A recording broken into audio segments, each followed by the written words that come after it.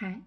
Til dig, der har tankemylder, uro i kroppen, svært ved at sove, så vil jeg vise jer et punkt, som hedder Yang Tang. Det finder du her mellem øjenbrynene.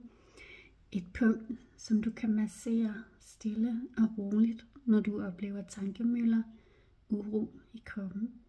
Punktet det har sådan en dejlig, afslappende, beroligende effekt. Du kan gøre det lige så lang tid, som du har lyst og behov for, og du kan tappe stille på det.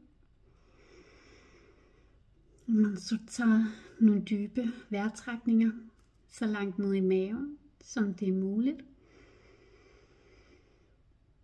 Og pust ud igennem munden. Du trækker vejret ind gennem næsen. Og puster ud igennem munden. Du trækker vejret ind gennem næsen. Og puster ud igennem munden.